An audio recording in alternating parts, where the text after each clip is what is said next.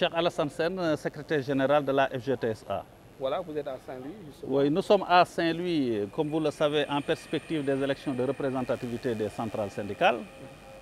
Comme vous le savez, c'est aujourd'hui que démarrent officiellement les inscriptions sur les listes électorales. Ces inscriptions démarrent du 28 août au 27 septembre 2023.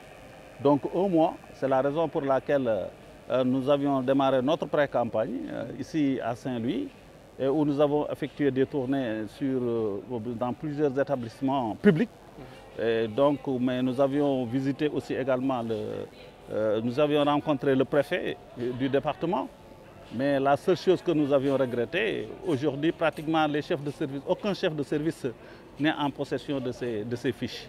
Et nous avions pensé que véritablement il devait y avoir des spots publicitaires permettant véritablement au ministère du Travail de pouvoir véritablement sensibiliser l'ensemble des préfets aujourd'hui qui devaient à leur niveau donc mettre à la disposition des chefs de service, que ce soit du secteur public, parapublic et privé, les fiches d'inscription en perspective de ces élections. Comme vous le savez, en 2011, ce sont les premières élections de représentativité où le taux de participation était de 32%. En 2017, le taux de participation était de 28%. Aujourd'hui, il y a une baisse tendancière. C'est la raison pour laquelle nous avions pris notre bâton de pèlerin pour pouvoir véritablement faire tous les 46 départements de notre pays. Nous avions démarré notre pré-campagne ici à Saint-Louis où nous avions visité plusieurs établissements publics parce que généralement l'administration est absente au moment de ces élections-là. C'est pourquoi nous sommes là pour pouvoir élever en tout cas le taux de participation parce que ces élections sont importantes, parce qu'elles permettent de déterminer véritablement les représentants des travailleurs dans les institutions sociales telles que le conseil d'administration de l'IPRES et de la Caisse de sécurité sociale, mais aussi également au niveau des institutions étatiques telles que le conseil économique, social et environnemental, le haut conseil du dialogue social, etc.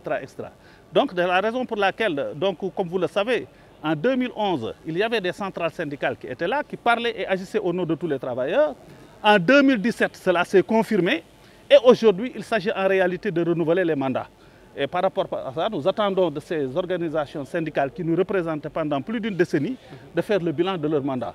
Aujourd'hui, nous sommes là donc pour pouvoir véritablement mener une campagne d'information et de sensibilisation, battre campagne aussi également auprès des travailleurs pour que le 25 novembre, qu'ils puissent voter massivement pour notre organisation, qui est la FGTSA que j'ai eu l'honneur de diriger. En plus de cela aussi également, nous avons un programme de logement.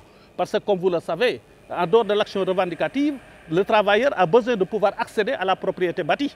C'est la raison pour laquelle nous sommes en train de réaliser à Thiès 3000 logements et 500 logements que nous allons réaliser dans, dans la commune de Gandiol, avec le slogan un travailleur, un toit.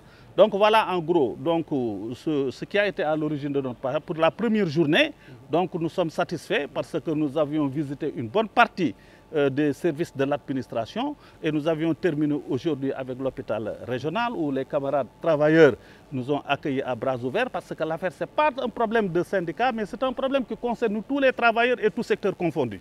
Parce que comme vous le savez, aujourd'hui, les travailleurs souffrent, je peux dire qu'ils sont malades et gravement malades et risquent de succomber. Il y a une augmentation des prix des denrées de première nécessité et des services de consommation. Il y a le problème aussi également un licenciement abusif au sein de certaines entreprises, la non-application des décisions de justice, etc., etc. Donc nous sommes là pour pouvoir accompagner les travailleurs, pour qu'on puisse véritablement gérer, leur carrière et en même temps leur permettre de pouvoir être dans des conditions favorables de travail.